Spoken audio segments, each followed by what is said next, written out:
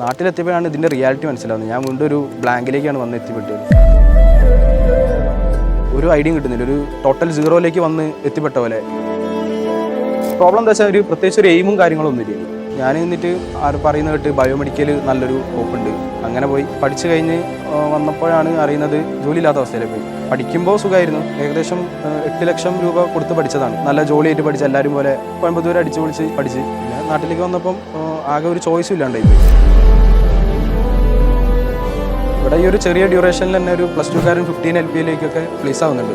അത് അവൻ്റെ ഒരു സ്കില്ല് ഒറ്റൊന്നുകൊണ്ട് മാത്രമാണ്. ഞാൻ പിന്നെ കുറേ കേൾക്കുന്ന കാര്യമാണ് ഇവിടെ ഫീസ് കൂടുതലാണ്, അങ്ങനത്തെ കാര്യങ്ങൾ കുറേ കേൾക്കുന്നുണ്ട്. സോ അവരോട് എനിക്ക് പറയാനുള്ളത്, എൻ്റെ എക്സാമ്പിൾ തന്നെ എടുത്തൊക്കെ, ഞാൻ 8 ലക്ഷം രൂപ കൊടുത്ത് പഠിച്ച ഒരാളാണ്. അവിടെ നിന്ന് 4 കൊല്ലം കഴിഞ്ഞിട്ട് ഞാൻ എത്തിപ്പെടുന്നത് വീണ്ടും സീറോയിലേക്ക് തന്നെയാണ്. സോ ഇവിടെ ഒരു അപ്രോക്സിമേറ്റ്ലി 1 ഇയർ ഡ്യൂറേഷനാണ് ഇവിടുത്തെ പ്രോട്ടോടൈപ്പിൻ്റെ പീരീഡ്. അത് വെച്ച് കമ്പയർ ചെയ്യുമ്പോൾ അത് മാത്രമല്ല, നമ്മൾ ഒരു സ്കിൽഡ് ഡെവലപ്പറായിട്ടാണ് പുറത്തേക്ക് ഇറങ്ങുന്നത്.